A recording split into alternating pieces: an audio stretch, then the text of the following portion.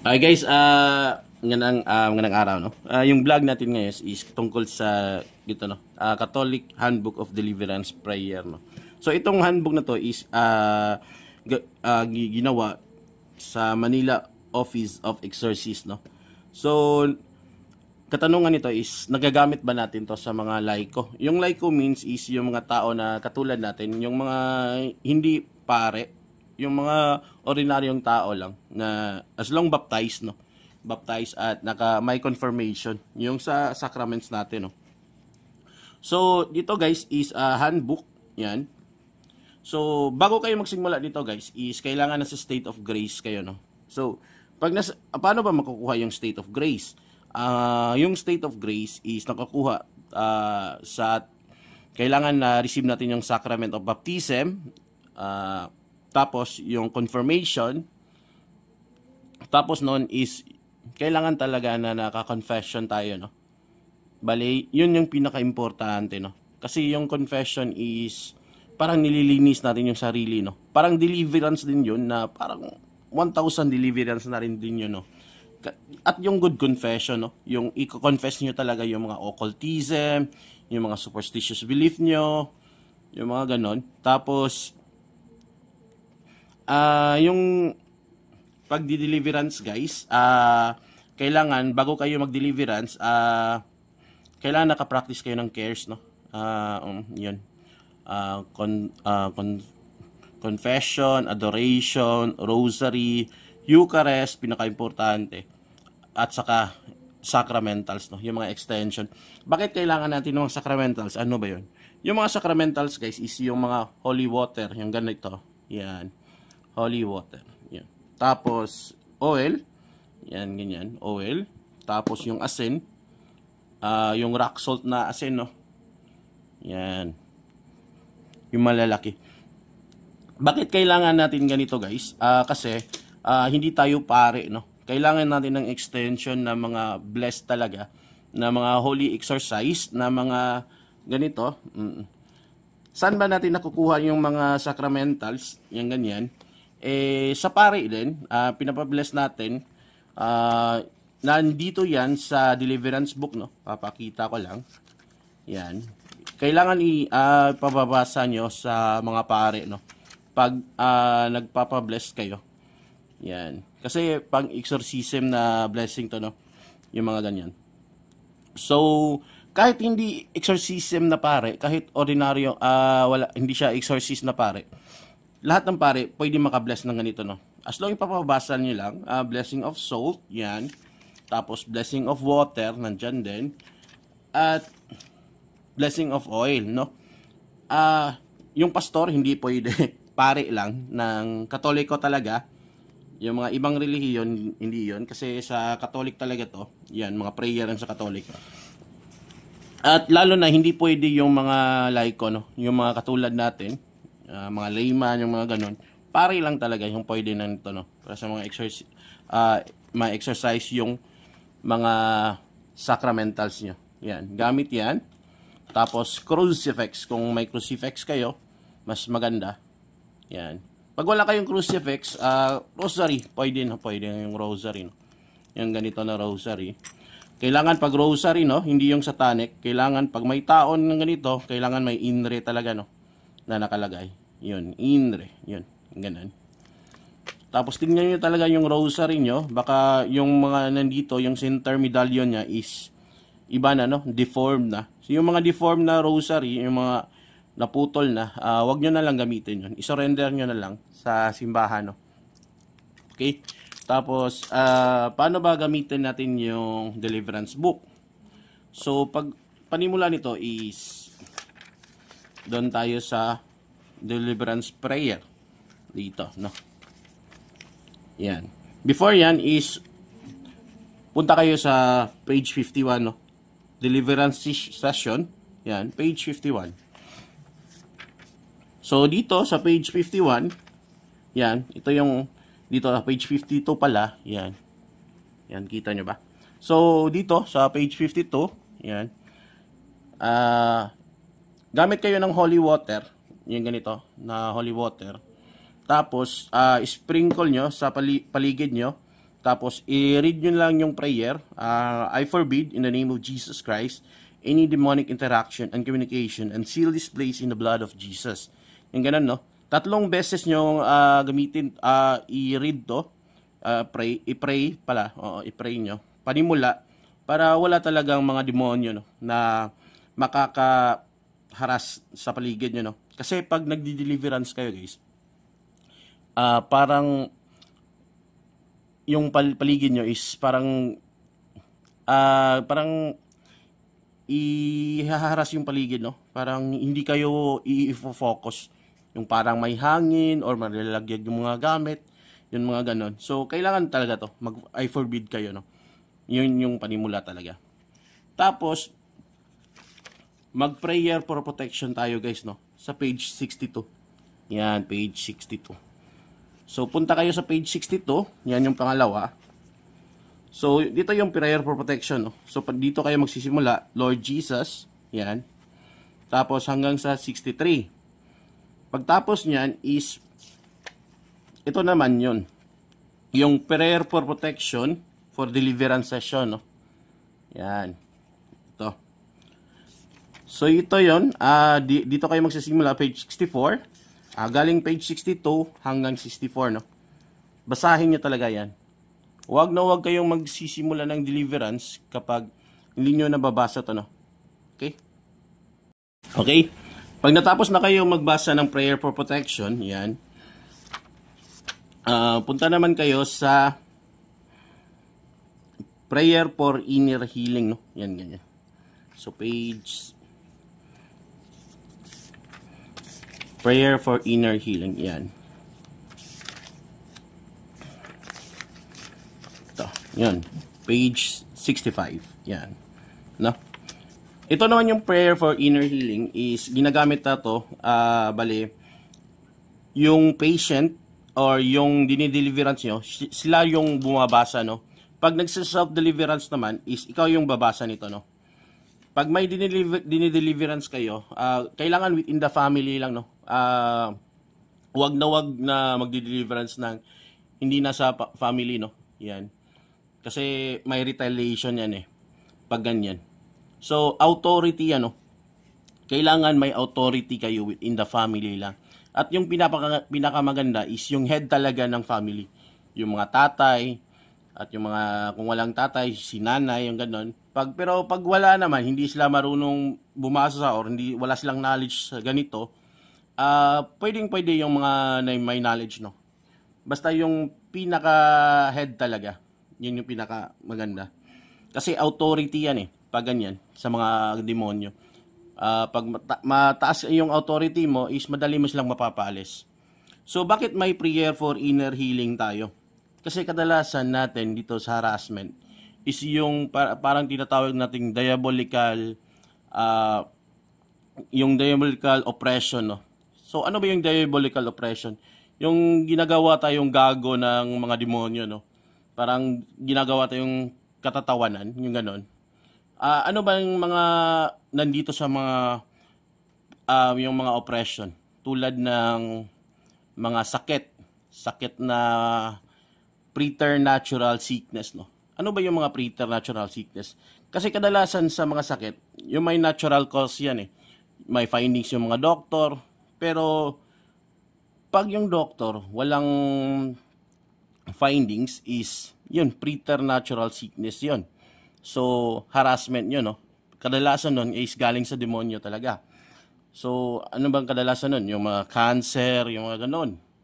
Tapos, yung mga diabetic din, yung tinatawag ng mga doktor na parang nasa generation na yan, kadalasan yan is harassment, no? Tapos, dito, binabasa nyo to, prayer for inner healing, page 66 hanggang sa page 67, no? Yan.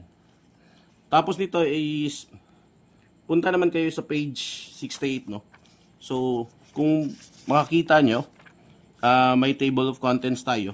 Pwedeng picturean nyo lang. Kasi may numbering na yan, eh. No? Yan. Okay? So, pagtapos nun sa prayer for inner healing, punta kayo sa page 68.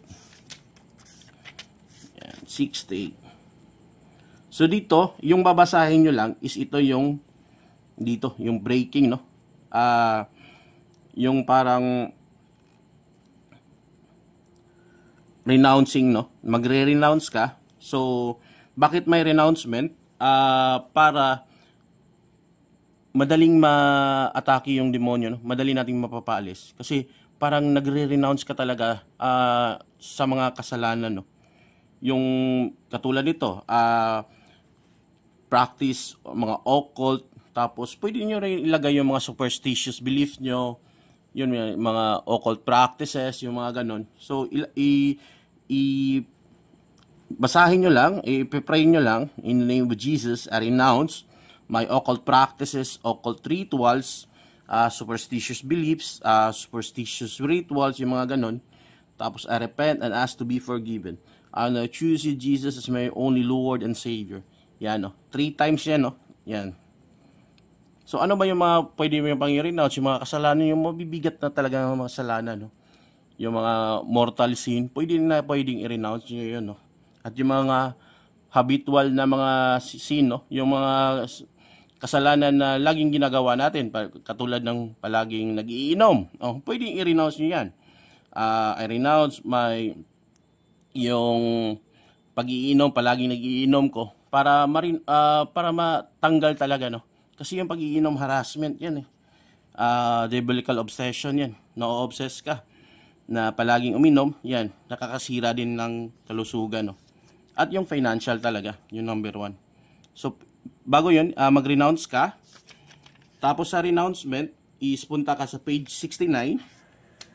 Yan, yung renouncement. Tapos page 70, no? Yan, basahin nyo lang ito. Yan, prayer.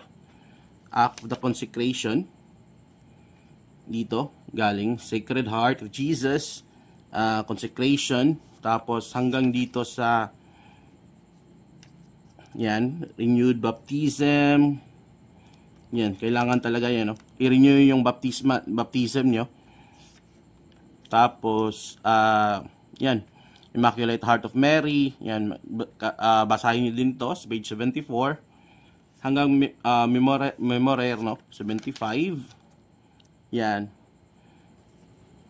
Pagkatapos nyan, is dito naman, kuha lang tayo ng ibang book kasi walang nakasulat.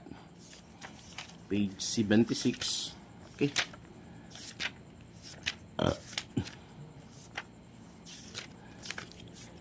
So yun, no? Paggaling doon sa pagre-renounce, yan, in the name of Jesus, I renounce. Yung galing nyo, i-renounce nyo yung mga kasalanan, yung mga bibigat talaga na kasalanan, i-renounce nyo. Dito, basahin nyo yung consecration. Tapos, consecration, ipipray nyo from Jesus to Mother Mary. Tapos, ito yung renewal of baptism, basahin nyo din to. At ito yung Immaculate Heart of Mary din, consecration of Immaculate Heart of Mary. Ito yung memorare, yan. Hanggang dito na, memorare. So, galing sa page 69 hanggang 76, no? Hanggang dito. Yan. Pagkatapos ng renouncement. Okay? Tapos, breaking, no? Bakit nagbe-breaking? Para i-break yung mga demonic, no? Na mga harassment. So, kailangan talaga to, no? So, pag galing dito, babasahin nyo lang, in the name of Jesus, I humbly ask you, Lord, to break the seal around myself. Pag self-deliverance, pag yung kapamilya naman, ibabanggit nyo na yung pangalan ng kapamilya, no? At in the name of Jesus, the consecration upon pangalan din, no? So, 3 beses to, dito, basahin nyo. Pagkatapos nito, dito din naman sa page 78, ganon din, in the name of Jesus, I humbly ask you, Lord, to break the curses and spells, no? Yung pangalan din, or pag sarili mo, myself, no? Yan, 3 beses din, hanggang dito, no? In the name, page 79, yan, basahin din, in the name of Jesus, I humbly ask you, Lord. Bakit naglalagay kami tayo ng I humbly ask you, Lord? Is naghihingi tayo ng intercession, no, ni Lord, no. I humbly ask you, Lord, parang yung humility talaga, no. Ilalagay natin sa humility yung self natin, no. Kasi hindi natin talaga kaya, no. Kapag wala yung Panginoon, yan. Kasi hindi mo yan mapapaalis kapag hindi ka talaga nagpalalagay ng humility sa sarili mo, no. So, yun, I humbly ask you, Lord, I break any unholy ties, links, and bandages between myself, pag sarili, tapos pag kapamilya naman is yung pangalan ng kapamilya mo, and evil sources and spirits. Dito, 3 beses din. Pagkatapos yung 3 beses dyan, babasahin nyo to, and I command all these spirits associated with unholy ties. Ilalagay nyo na lang yung, pagkatulad to, unholy ties, links and bandages, curses, spells, consecration, and seals, yan ganyan, consecration, lagay nyo lahat dyan, to go immediately and directly to the foot of the cross. Almost Holy Spirit, enter into the empty spaces left by the spirits and fill myself or yung kapamilya nyo, pangalan ng kapamilya nyo, with your presence, love, and protection. And please do not allow the spirits to return, no? So, parang parang binibreak nyo na yung mga demonyo, no? Yung mga curses, yung mga spells, yan, mga kagagawa ng mga demonic, yan, no? So, pag dito naman, ito na yung gagamitin natin, no? Para deliverance na. Kasi yung kanina, mga preparation yun, no? Para talaga ma-weak yung demons and ma-prepare din natin yung sarili natin, no? Mahanda yung sarili natin, no? Tapos, pag dito naman sa deliverance prayer, dito hihingin nyo talaga sa Holy Spirit, no? Yung mapapagaling talaga. Hindi lang, kapag yung sarili mo, hingin mo talaga yung intercession ng Holy Spirit, no? At yun ni Mother Mary, no? Mag-self-prayer ka. Tapos ni Saint Michael, or kung may devotee ka na sa saints, hingin mo talaga, no? Yung intercession nila, no? Okay? Tapos dito, pag nagsimula ka, papainumin mo muna ng holy water yung pasyente or yung kapamilya mo, yung dinideliverance mo. Tapos itanong mo kung may reaction ba sila sa holy water or wala. Tapos yung oil naman kasunod. Yan. Kasi pag iba nito, pag may haras talaga sila, yung oil lumalasa talaga na maanghang sa kanila, no?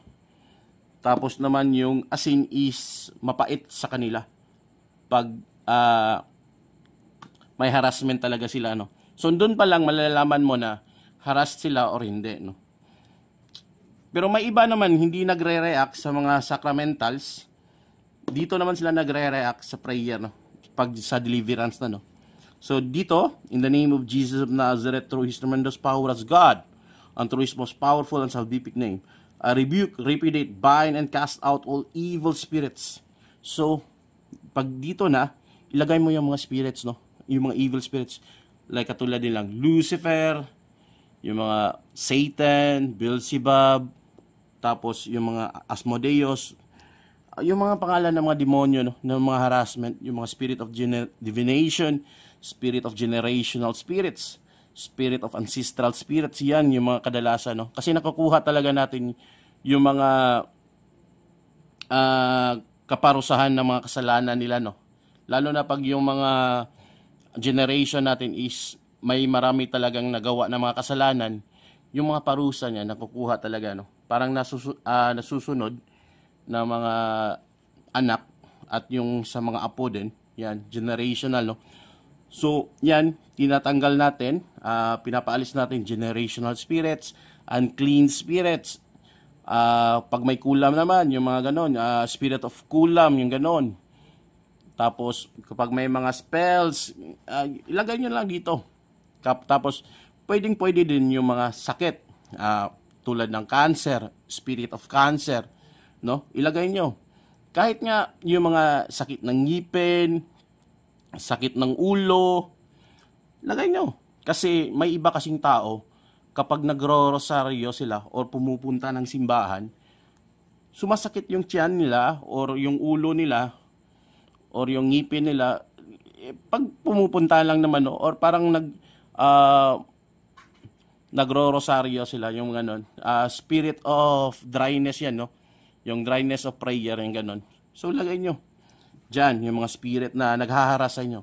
Kahit financial harassment, lagay nyo na rin yung mga spirit of financial harassment, laging may utang, yung mga ganon. Ilagay nyo kasi harassment yan, no? Lalo na yung mga nagkasakit-sakit yung mga pamilya. Kahapon, nagkasakit yung anak mo, tapos gumaling sa 3 araw, tapos ibang anak na naman, nagkasakit din. Yung ganon is harassment yun, no? Hindi yun natural. Kapag sunod-sunod na sakit, sunod-sunod na namatay, yung mga ganon, namatay yung lolo, tapos sa next month naman, namatay yung lola, yung mga ganon, no? So, harassment yung ganon, no? Hindi yan natural, no? So, ilalagay mo yan dyan, yung mga evil na mga haras sa'yo, no? Kahit mga skin disease, yung mga...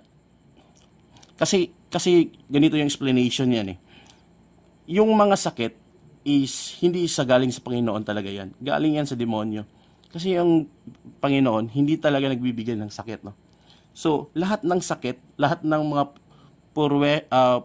harassment, yung purwisyo sa inyo, yung mga ganun, nakakaharas sa inyo, sa pamilya nyo, sa sarili nyo, yan, mga demonyo yan, no? Mga evil spirits yan, no? Tapos tapos na nalagay na nabanggit mo na yung mga pangalan, dito naman basahin nyo, I command all of you in the name of Jesus to depart right now, pag sarili, myself. Pag iba naman, pag ibang kapamilya, pangalan ng kapamilya mo, and go immediately and directly to the fruit of cross of Jesus and never return, no? Dito sa prayer, pwede gumamit kayo ng mga Saint Michael prayer or yung Salve, Hail Holy Queen. Pag marunong naman kayo sa Latin, kasi yung ginagamit talaga namin is Latin, no? Yung sa Salve Regina, maganda yon kasi masakit yon sa mga ancient na mga demons, no? May mga demons din kasi na mga ancient, no? Yung mga matagal na talaga. Yan, gumagamit kami ng Saint Michael na prayer na ganito katulad. Mga Latin nito na ginagamit namin. Tapos, ganito din, yung Saint Benedict prayer na Latin din. Pero pag hindi kayo marunong sa Latin, pwedeng sa English, no? Pwede. Kahit anong prayer, kahit sa mga saint na prayer, pwede nyong gamitin, no? Okay? Balik tayo doon sa deliverance. Yan. Page, ano yan? 60. No. Yan. Pag dito na, pagkatapos niyo ng mag-prayer, 3 beses yan, ha, galing dito. Yan. Dito sa taas. So, balik na naman kayo. In the name of Jesus of Nazareth, through His tremendous power as God, and through His most powerful and salvific name. Tapos, lagay yung demonyo, mga pangalan ng mga demonyo nang harasan nyo. Tapos, I command all of you hanggang dito. Tapos, prayer ulit. Tapos, tanungin nyo yung yung kapamilya nyo. Tanungin nyo sila kung anong feeling nila. Kasi may iba niyan is maduduwal, or parang masusuka, yung gano'n, masusuka sila, or parang yawning, yung yawn talaga sila, yung mga gano'n, or parang hindi, parang may mainit sa sarili nila, no? May mga gano'n. So, meron din pala, nakalimutan ko, pag nagbabanggit kayo ng mga evil spirit dito, ilalagay nyo yan dito sa noo, yung cross. Kung wala kayong cross, yung ganito, is pwede din rosary, basta may cross, yan, ganyan. Ilagay nyo sa noo, or tapos sa tenga, kapalit na tenga din, then sa dibdib, pag nagbabanggit kayo ng mga evil spirit, katulad ng spirit of Lucifer, so ilalagay nyo sa dibdib, noo, sa kamay, bandan dito, or dito. Kasi mafe-feel nila yan na mainit yung, pag mainit yung crucifix, kung saan yun nilalapat sa katawan, is means nandun yung demonyo, no? Nagre-react sila. Tapos pag mainit yung crucifix, bali, pagpatuloy niya lang yung pagbanggit ng mga demonyo. Tapos, I command all of you, in the name of Jesus, lagyan niyo ng holy water, kung saan yung mainit, no? Na banda. Kasi parang nililinisan nyo yan eh. Kasi parang yung demonyo nandun sa bandang parte ng katawan, pag uminit yon, parang nililinisan nyo, lagyan nyo na ng holy water at pahiran nyo din ng oil, no? Magre-react yan sila. Iba magsasabi na mainit yung holy water or yung napapasok sila sa oil, yung ganun. Pag grabe talaga yung harassment nila, no? Pagkatapos nun, bali sa pangalawang beses, papainumin nyo naman ng holy water at oil at yung asin, papakainin ng asin. Itatanong nyo ulit kung anong reaction nila. Sa pangalawang beses, kadalasan is nawawala na yung reaction, no? Pag nag-iiba yung lasa, pag unang beses pa lang, nag-iiba yung lasa ng oil, tapos nag-deliverance kayo sa pangalawang beses, tapos pinapainom nyo ng oil. Iba naman kadalasan is bali na normal na yung panlasa nila, no? Nawawala na. Pero hanggang 3 beses to, no? So hanggang sa 3 beses papainumin nyo ng oil, holy water, at ng asin. Maliit lang, wag lang masyadong marami. Yung konti lang. Pero pag grabe yung reaction niya, pwede nyong parang possess na talaga, yung ganun. Lagyan nyo lang ng maraming holy water, no? At yung sa oil, no? Para parang hihina sila, no? Yung ganun. Kasi nanghihina sila sa mga sacramentals, no? So pagkatapos nun, natapos mo na yung hanggang prayer rito, 3 beses. So punta kayo naman sa Most Holy Spirits, basahin nyo to, yan. Hanggang dito, lagay yung pangalan, tapos amen, no? Pagkatapos nyan, wag na wag kayong babasa nito ng deliverance prayer 2, no? Kasi yung pwede lang natin is yung deliverance prayer 1 lang, no? Para sa mga laiko, no? Katulad natin. Okay? So pagkatapos nyan, sa page 81, yan.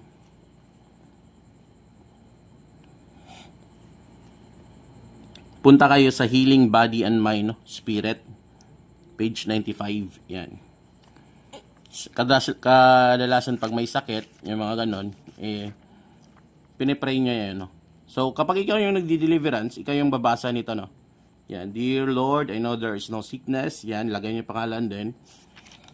Yan, hanggang dito, hanggang 97, hanggang 98, no? Pagkatapos ng 98, prayer for physical healing, yan. Kasi, bawat tao, iba-iba yung sakit, no? May mental na mga obsession, yung ganon. So, parang yung yung mga tao na suicidal thoughts, yun. May mga prayer for inner healing, yun. Yung mga body, mind, yan. Spirits, yan. Pag may mga sakit naman, physical healing. Basahin nyo na lang yan para yung tao na di-deliverance nyo is mahihil talaga, no? Gagaan talaga yung pakaramdam nila, no? Tapos pag may yung mga deliverance kayo na open yung third eye, is punta kayo sa page 204, no? Yan, 204. Ano ba yung mga open na third eye? Yung parang may makikita sila na mga aswang or mga white lady or kahit ano, kahit nararamdaman nila na patay yung ilaw, may nakikita silang maitim na tao or may taong naglalakad, kahit wala naman, yung mga anino, yung mga ganon, parang kahit nafe-feel lang, yung nafe-feel na may hangin or nafe-feel na may taong, ibang tao na kasapaligid sa kanila, yung mga ganon, open yung third eye, no? Kawawa yung mga tao na ganon, no? So, pag ganon is close talaga yung third eye, no? So, dito naman, pag naglo-closing ka naman ng third eye, is basahin nyo lang to hanggang dito. So pag dating niyo dito sa close now, all close now my psychic abilities, banggitin niyo ng 3 beses to, tapos maglagay kayo ng oil sa bandang noo, no. Lagyan ng oil, parang cross sign sa noo, yan. Yan. So cross sign sa noo, tapos basahin close now my psychic abilities, tapos lagyan ng cross yung noon. So parang sinisilyo yung mga psychic abilities, no, yung mga third eye. Tapos pagtapos ng 3 beses na binasa, basahin niyo na to hanggang amen. Yan.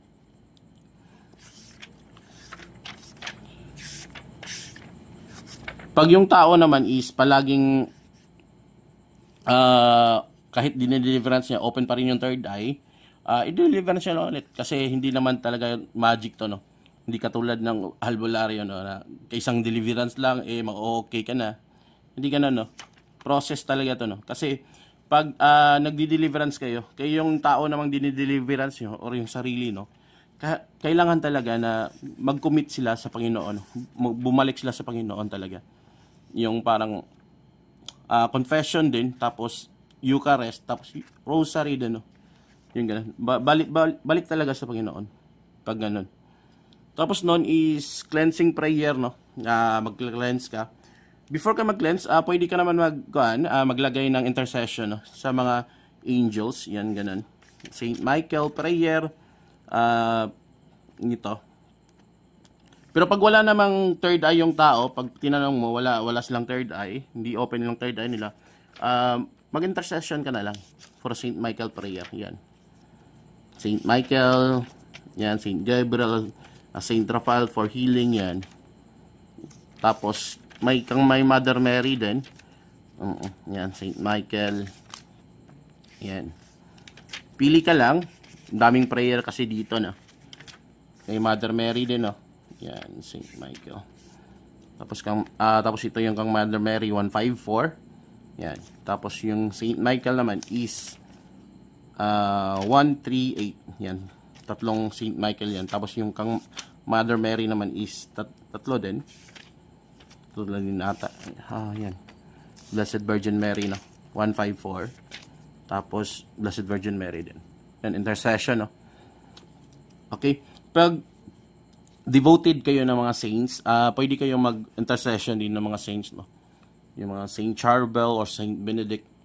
Pwede yung gamitin niyo, no, na prayer for intercession na gagaling talaga. Gagaling kayo, gagaling yung dinideliverance yung tao. Tapos hingin nyo talaga sa Panginoon na gagaling talaga kayo, no?